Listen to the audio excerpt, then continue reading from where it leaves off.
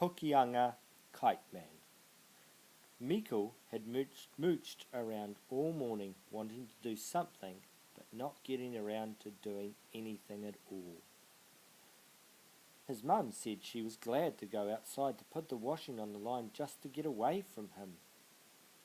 When she came back inside, her hair was all over the place. "Gosh, it's windy out today. A good day for flying a kite," she said. "You go out to the garage and get 2 sticks, and I'll get paper and sticky tape."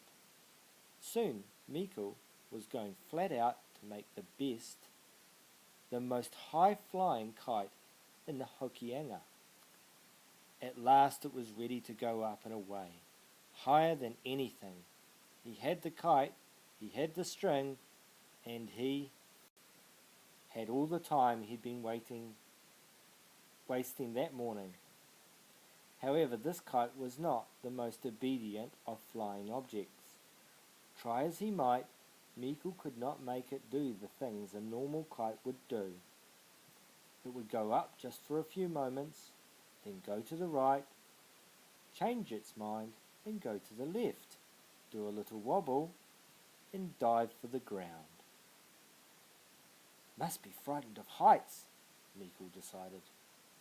He sat down and leaned against the fence post. He was just thinking about going home when a seagull on the next post started to laugh. "Eek, eek, eek," and just about fell off the fence. Mikkel's lip stuck out a little, but he changed his face to a thoughtful look so the seagull would not know he was upset. "It was never going to fly too well," the seagull said. "Used the wrong type of paper, didn't you?" This made Mikkel's jaw drop about half a metre. He had never heard a gull talk before. He didn't think anyone had. "You just look at the headlines on this newspaper you used," the gull went on. Mikkel bent down and read, "More taxes for mums and dads, and Omar's and Granddad's van needs washing." "And look at the bottom of the page," squawked the seagull. "Horiki, headmaster, eats kids' play lunch." "How's a kite going to fly with headlines like that?" They both stood over the ground-loving kite and looked thoughtful. "Tell you what," said the gull, "I'll be your kite for a while." Rolling his eyeballs back so as to look dumbfounded was something Mikkel was getting good at. He would have done it a second time, but he didn't want to look like he was overacting. "How will you be a kite? Everyone will see your wings flapping, and they'll know you're a bird. And I'll have to tell them about you talking, and no one will believe me. Haven't you ever looked up in the sky and watched how seagulls fly?" Mikkel thought back. They flap their wings, of course. How else would they stay up? No! Once we get up in the air, we spread out our wings and sail on the wind like a glider. The gull got a bit closer to Mikkel and said, "You take the string off your earth-loving kite, and I'll hold at one end, and you hold the other."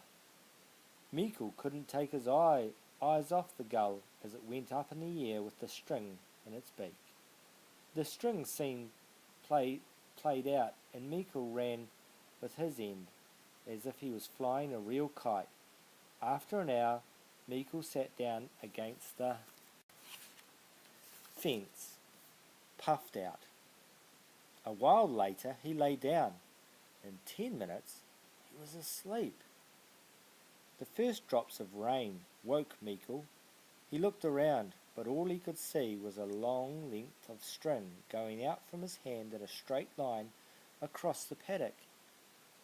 No ground-loving kite, no seagull, just the string with beak marks at the far end. Mikkel wound up the string and looked around the sky. There were all these seagulls gliding about.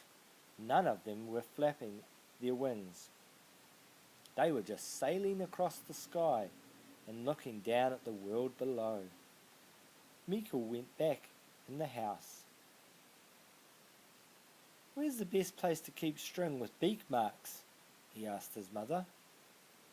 She put her head on one side. "Beak marked string? What are you talking about now?" Then she said, "Why don't you go and clean up your room?"